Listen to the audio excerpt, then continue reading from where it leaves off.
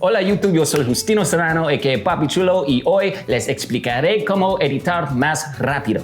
Translation, YouTube, what's poppin'? It's your boy Justin, aka Adobe One Kenobi, or for my Spanish speaking folk, Papi Chulo. Now today we are going to be looking at a time-saving editing workflow for music videos. Now this is something I use every time I edit music videos, and it is going to save you literal hours in your editing process, not just with the initial edit, but with revisions as well. So stick around to the end of the video, make sure you get all the info because this is going to be a game changer, I promise you that. Now with that being said, do me a favor before we jump into the video, please hit that thumbs up button. I would really appreciate it. At the end of the video, if you enjoyed the content, please consider subscribing to the channel. I would really appreciate it. Now, let's jump right into the tutorial. Alrighty, so now that we are in our editing software, I'm gonna set up a few things. I'm going to drag the music into our timeline, and then I'm going to proceed with syncing the performance shots one by one with the music. Now I'm using Premiere, so I'm going to select both the clip and the music, right click, hit synchronize, and synchronize based off the audio, and Premiere will automatically line up our performance shot with the mixed and mastered track. Now I'm just going to drag that out so it is the length of the actual song and delete the audio underneath the performance shot. And then I'm just going to quickly do the same with all of my other performance shots. So now you'll see we have 5 performance shots. They're all synced up with the music.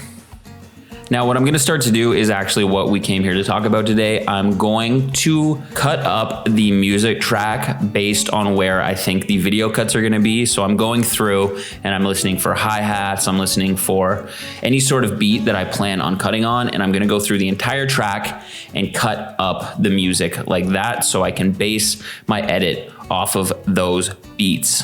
All right, so now that we're done cutting up the music track, we are gonna go up to our preference settings, specifically our timeline settings, by hitting Premiere Pro in the top left corner, going down to preferences, and then going down to timeline. And then we're gonna just make sure that the box that says snap playhead in place is checked, and this is going to easily allow our cursor to line up with any cut on our timeline, just to save us some time in the next step.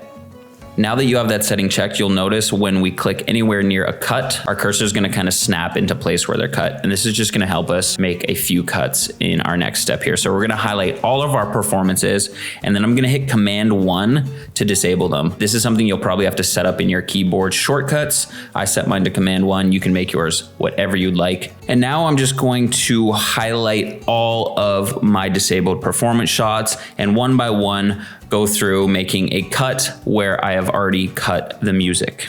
And now I'm just gonna go into my preferences and disable the snap playhead in place setting that we had just turned on. And you'll notice now one by one, I can go and turn on whatever one of my performances I want quickly and efficiently so that they switch back and forth and I don't have to worry about dragging clips left and right, which can get super messy. So not only is this a really quick and efficient way to kind of make your base edit, it's also a really efficient way to do revisions. So let's say you send your first draft out to the client and they like it, but there's a couple performance shots that they think they look stupid in or something like that, and they want to replace them with another shot. So quickly, I'm just going to finish my base edit with the performance shots by enabling certain ones. And like I was saying, this is also a really good workflow for revisions, because if you have a client that wants to switch out one of the performance shots, you don't have to re-sync the audio and find a new performance clip. All you have to do is disable the one clip that they don't like and re-enable